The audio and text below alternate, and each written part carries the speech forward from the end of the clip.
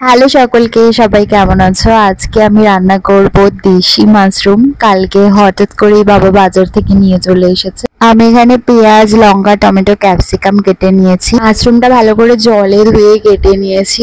নিয়েছি একটা গন্ধরাজ লেবু, যেটাকে আমি মাঝখান থেকে কেটে নেব।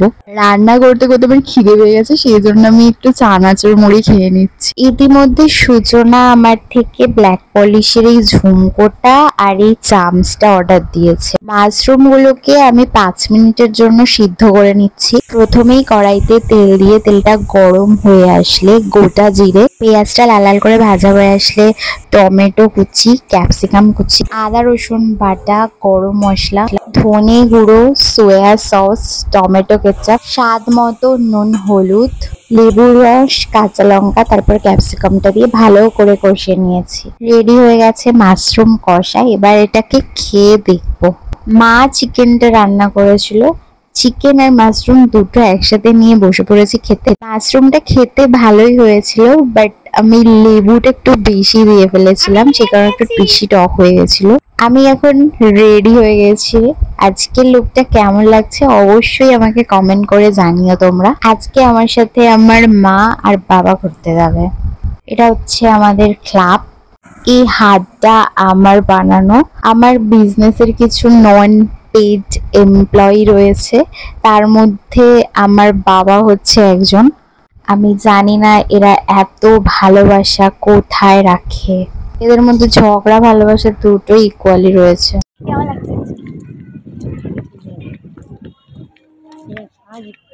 বেলঘরিয়া স্টেশন থেকে ট্রেনে ওঠার পরে তো মুষলধারে বৃষ্টি স্টার্ট হয়ে গেছিল। এখন আমরা মেট্রো করে ময়দানে চলে এসেছি। ভক্তি বেদান্ত স্বামী সরোবরটা কিন্তু বেশ সুন্দর। এখন চলে এসেছি ইস্কন মন্দিরের সামনে। এখানকার গুগল ম্যাপের লোকেশনটা আমি ডেসক্রিপশনে দিয়ে দেবো, তোমরা অবশ্যই ভিজিট করো। এখানে সাদা জল, লাল জল দুরকমই দেওয়া হচ্ছে। আমি লাল জল নিয়েছি। এবার যাচ্ছি রথের দিকে। এখানে বেশ ভালোই ভিড় রয়েছে। আমি চেষ্টা করছি রথ অব্দি পৌঁছানোর। কলকাতার ইস্কনের রথযাত্রা আমি টিভিতেই দেখে আসছি, বাট সামনে থেকে কখনো দেখা হয়নি। এত বছর ধরে ময়দানে আসছি, বাট আমি জানতামই না যে ইস্কন মন্দিরটা ময়দানের এতটা কাছে। তিনি অপলক নয়ন দিয়ে তিনি আমাদেরকে দর্শন করছেন, তাদের ভক্তদেরকে দর্শন দেওয়ার জন্য। বলভদ্র সুভদ্রা জগন্নাথ, সবাই হাত দূর হয়ে ভগবান কিন্তু হাত তুলে যদি প্রার্থনা করি তাহলে জগন্নাথ যাবে। জগন্নাথ যাচ্ছে না, এখানে দাঁড়িয়ে গেছেন, উনি লীলা করছেন আর জগন্নাথ সবাইকে দেখছেন। আমরা সবাই যদি দুবাহু তুলে অর্থনাথ হবে, না দুবাহু কেউ তুলছে না, দুবাহু তুলে দড়ি ছেড়ে দেন, এখন টাইম আছে। দুবাহু তুলে সবাই বলুন নীলাচল নিবাসায় নিত্যায় পরমাত্মনে বলভদ্র সুভদ্রাভ্যাম জগন্নাথায় তে নমঃ। তিনবার বলবো আবার সবাই। নীলাচল নিবাসায় নিত্যায় পরমাত্মনে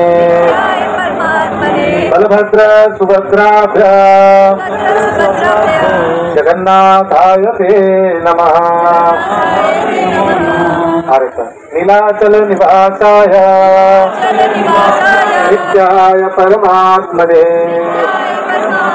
বলভদ্র সুভদ্রাভ্যাম জগন্নাথায় তে নমঃ। জগন্নাথ হে দেব দেব জগন্নাথ, হে জগতে নাথ, আপনি সবার দুঃখকে নাশ করেন।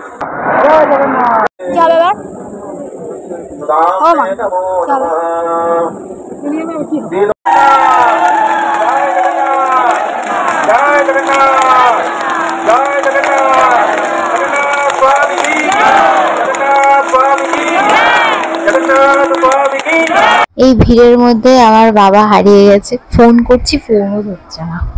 আমি আর মা ওই সাইডে ছিলাম, বাট বাবাকে খুঁজতে খুঁজতে আমরা এই সাইডে চলে এসেছি। সবাই দড়িকে নিচে রেখে দেন তো একটু, সবাই দড়িকে নিচে রাখতে হবে, সবাই দড়িকে নিচে রেখে দেন, সবাই দড়িকে নিচে রাখতে হবে, সবাই ছেড়ে দিন, সবাই ছেড়ে দিন দড়ি। আসুন না আমরা বলে একবার হরে কৃষ্ণ বল, দড়িকে ছেড়ে দেবে। দড়ি তো আছে। হরে কৃষ্ণ কৃষ্ণ কৃষ্ণ হরে হরে হরে রাম হরে রাম রাম রাম হরে হরে কৃষ্ণ কৃষ্ণ কৃষ্ণ হরে হরে হরে রাম হরে রাম রাম রাম হরে হরে হরে কৃষ্ণ হরে কৃষ্ণ কৃষ্ণ কৃষ্ণ হরে হরে হরে রাম হরে রাম রাম রাম হরে হরে। এখন আমরা চলে এসেছি শহীদ ভগৎ সিং উদ্যানে। বাবাকে এতক্ষণ খুঁজে পাওয়া যাচ্ছিল না, তার কারণ হচ্ছে বাবা রথের দড়ি ধরে রেখেছিল। বাবা বলছে তোদের ফোন কল আসছে আমি শুনতে পাচ্ছি, বাট আমি যদি ফোনটা ধরি তাহলে রথের দড়িটা আমাকে ছেড়ে দিতে হবে, তারপর আর রথের দড়ি আমি ধরতে পারবো না, কারণ ওখানে রীতিমতো ঝগড়া লেগে যাচ্ছিল রথের দড়ি ধরা নিয়ে। ভক্তি বেদান্ত স্বামী সরোবরের ব্যাক সাইড এটা। আমরা ঘুরে ঘুরে আবার সেই রথের পেছনে চলে এসেছি। রথ সারানোর জন্য লোক ডাকা হয়েছে, কারণ রথটা আর এগোচ্ছে না এখান থেকে। সময় অনেকটাই কম থাকার কারণে আজকে আর ইস্কন মন্দির ঘোরা হলো না, অন্য আর একদিন আসবো। আমি যখন ছোট ছিলাম আমাদের একটা পারিবারিক ছোট রথ ছিল, সেটা নিয়ে আমি প্রত্যেকবার বেরোতাম, আর তখনও অনেক টাকা কালেক্ট হতো।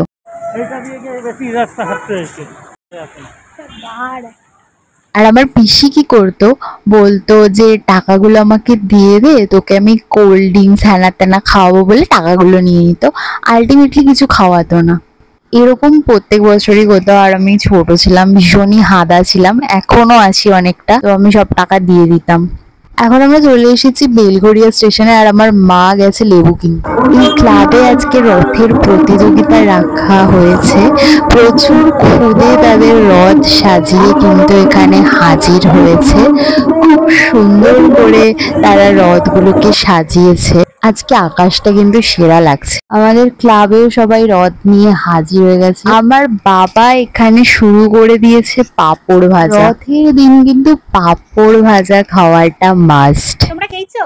বাবা আজকে পেঁয়াজিও বানিয়েছে, মুড়ি পেঁয়াজি মাশরুম কষা দিয়ে এখন টিফিন খাচ্ছি। আজকের মতো টাটা।